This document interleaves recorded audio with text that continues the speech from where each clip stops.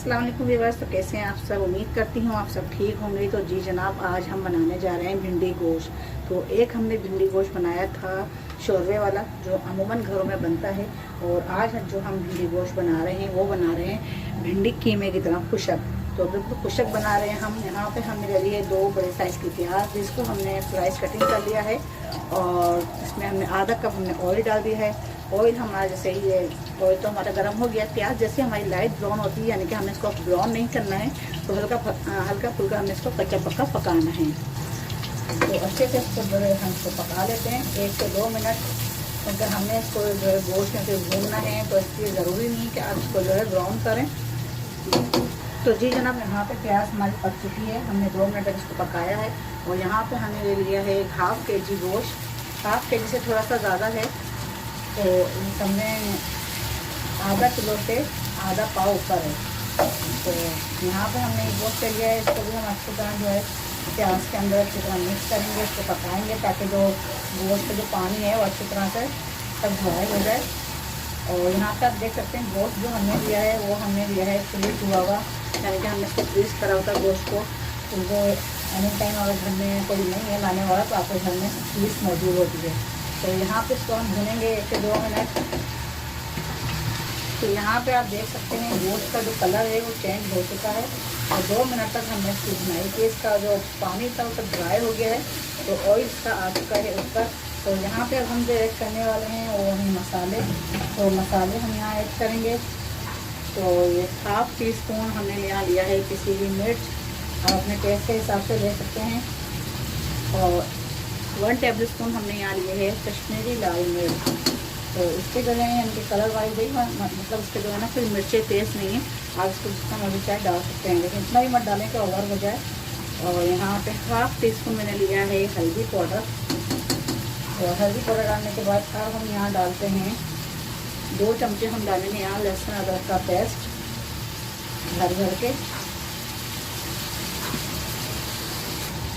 और 1/2 टीस्पून हमने यहाँ लिया है नमक भी हमने यहाँ ऐड कर दिया है। आप अपने टेस्ट के हिसाब से ले सकते हैं, कम या ज़्यादा। तो यहाँ पे इसको हम कर लेंगे अच्छे से भुनाई, ताकि मसाले हमारे जले नहीं। और चूल्हे की आँच जैसे हल्की रखिएगा, तेज़ नहीं रखिएगा। अगर आप चूल्हे की आँच तेज़ रखेंगे तो उससे होगा क्या, मसाले आपके जल जाएंगे। तो यहाँ पे आप देख सकते हैं मेरा आँच हल्की रखी है और अच्छी तरह गोश्त भुनाई भी हो रहा है। तो यहाँ पे हम 1 से 2 मिनट की भुनाई करेंगे, फिर हम पानी ऐड करेंगे।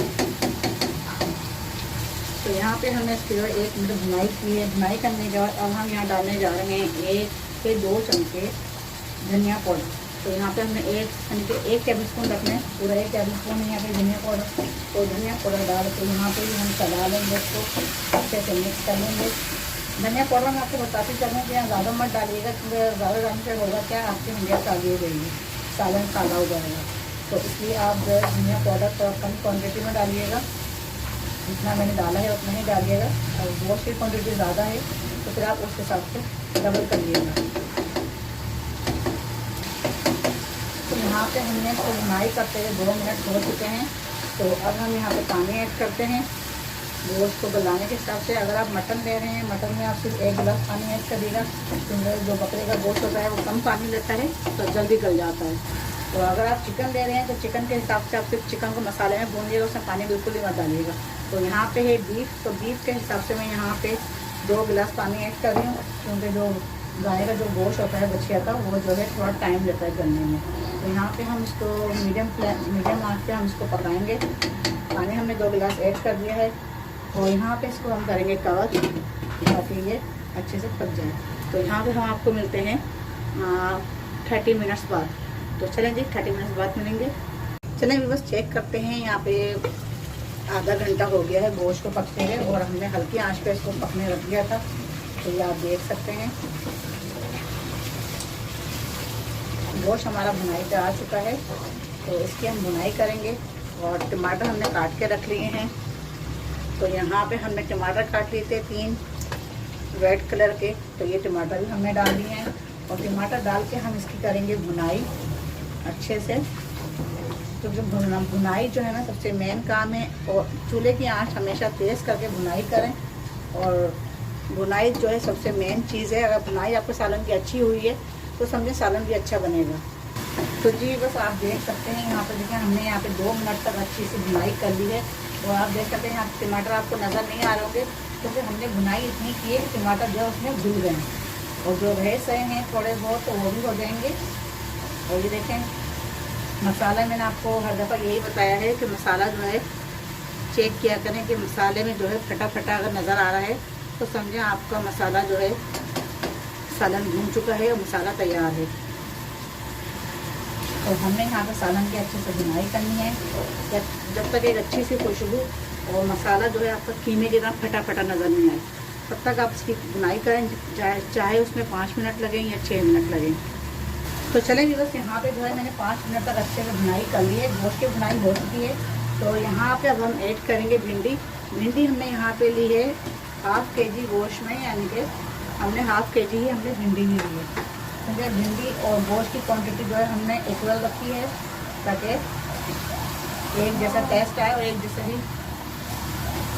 और यहाँ पे अच्छे से चला देंगे, इसको मिक्स करेंगे और फिर हम इसको लगाएंगे दम पे।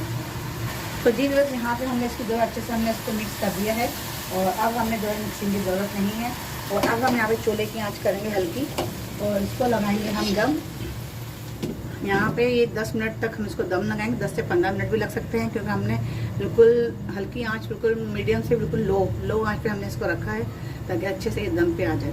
और यहाँ पे सारी इसकी यानी कि तैयारी हो गई है ख़त्म, और अब से ये पकेगा। और यहाँ पे मैं आपको एक बात बताऊँ, मैंने यहाँ हरी मिर्चें नहीं डाली हैं, क्योंकि हरी मिर्चें जो हैं इसके भिंडी के साथ मैच हो जाती हैं, तो बच्चे पसंद नहीं करते।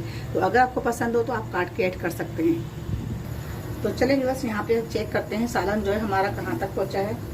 माशाल्लाह सुभान अल्लाह, बहुत अच्छी खुशबू आ रही है। और देखें सालन तो हमने भुनाई तो कर ही दी थी, हमें भुनाई की ज़रूरत नहीं है, तो थोड़ा सा ऊपर नीचे कर देते हैं और ये सालन हमारा तैयार है। और यहाँ पे मैंने पानी बिल्कुल नहीं डाला है, बस ये लगेर ही इसमें रहेगी, और ये भुना भुना सही रहता है ये भिंडी गोश्त। तो यहाँ पे भिंडी गोश्त तैयार है, 10 मिनट हमने इसको दम पे रखा था। अब हम करते हैं डिश आउट। तो थोड़ा डिश आउट करने से पहले हमने सोचा यहाँ पे गरम मसाला भी ऐड कर दें, तो उसका भी बहुत अच्छा ज़बरदस्त फ्लेवर आता है। चलिए जी, यहाँ पे हमने गरम मसाला ऐड कर दिया है, और इसको हल्के से हम हल्के हाथ से मिक्स कर देते हैं। ये हो गया है, चलिए अब डन है। तो जी बस आप देख सकते हैं माशाल्लाह ये भिंडी गोश्त भुना हुआ तैयार हो गया है पक्के।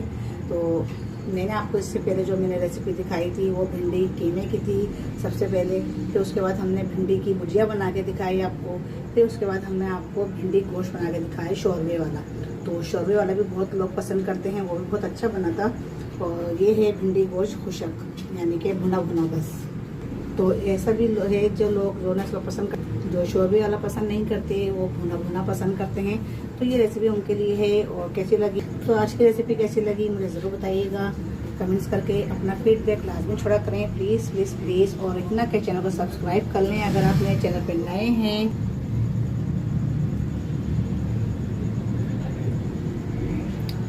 अगर आप मेरे चैनल पर नए हैं तो मेरे चैनल को सब्सक्राइब कर लें, लाइक कर लें, शेयर कर लें। तो फिर मिलते हैं अगली रेसिपी के साथ। हिना को इजाज़त दें, तब तक के लिए अल्लाह हाफिज़।